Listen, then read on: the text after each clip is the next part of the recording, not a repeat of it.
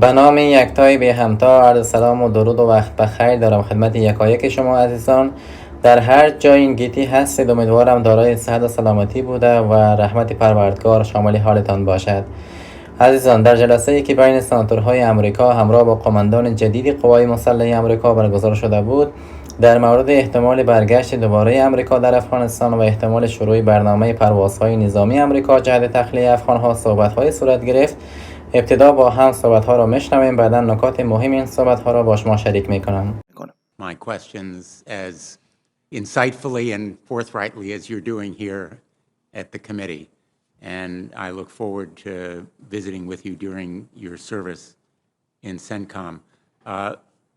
As you and I discussed, I am very deeply concerned, in fact, frustrated and even angry about the slow pace of the evacuation of at-risk Afghan allies and potentially Americans from Afghanistan.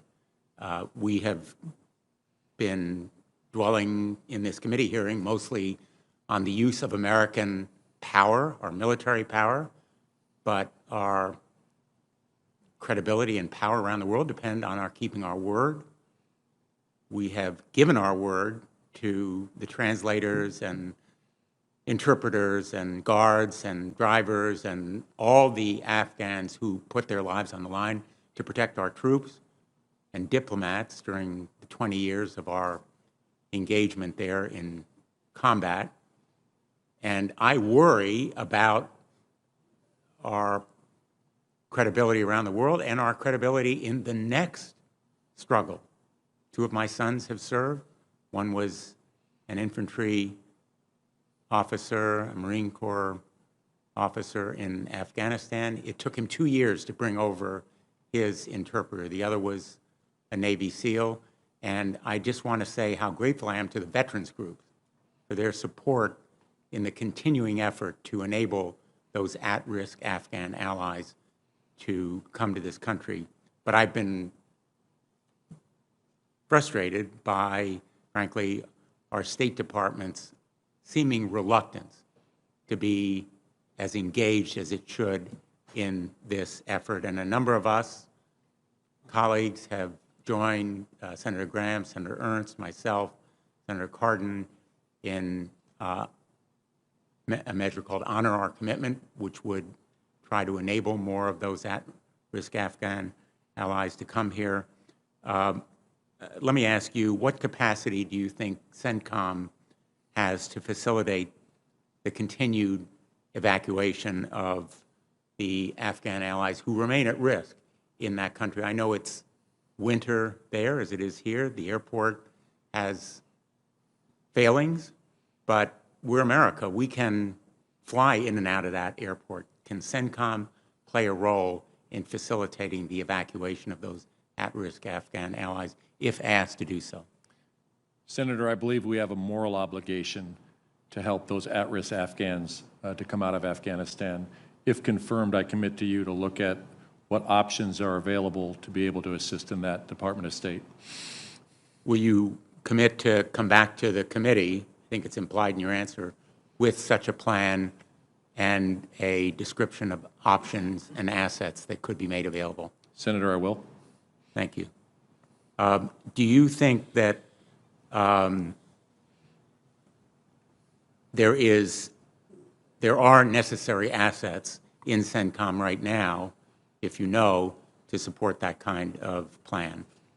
Senator, I would have to look at the current missions, if confirmed, look at the current missions assigned to CENTCOM, the resources allocated, and identify the risks associated against all of those. If that additional mission is applied, what resources, and does that place others at risk or go back for additional resourcing for that? Thank you. Well, I welcome your commitment to come to us with a plan and a description of the assets that could be made available, and if necessary, additional assets that would be required. Thank you. Let me ask you, final question.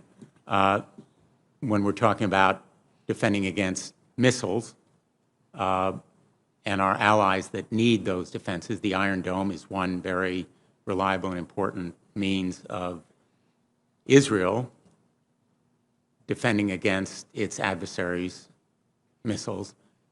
Would you agree that replenishment of the Iron Dome capacities of Israel is important to the security of that country and potentially our own?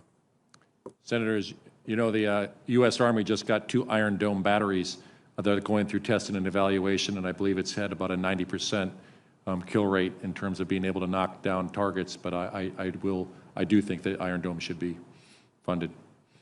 And that it should be funded and replenished for Israel because, as you have absolutely correctly observed, it's a very reliable defensive, emphasize defensive mechanism. It is, Senator. Thank you very much.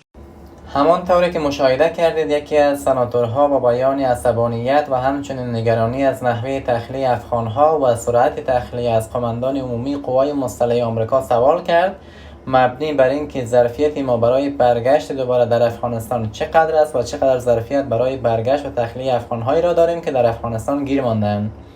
اینها مثال را بیان کردند که ما آمریکا هستیم، ما می توانیم این کار را انجام دهیم. در پاسخ قماندان عمومی قوای مسلح بیان کرد که ما بررسی میکنیم که چقدر ظرفیت داریم و چه کارهایی در همین رابطه کرده میتوانیم و چه استفاده از ارتش برای خروج افغانها از افغانستان میتوانیم انجام دهیم.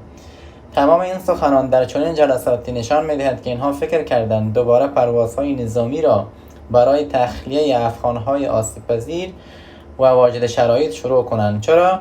چون پروازهای قطر ناامید کننده است و این خبر خوش برای افغانهایی است که کیس نمبر دریافت کردند و تاییدیه گرفتند و همچنان هنوز در افغانستان باقی ماندند و جانشان در خطر است.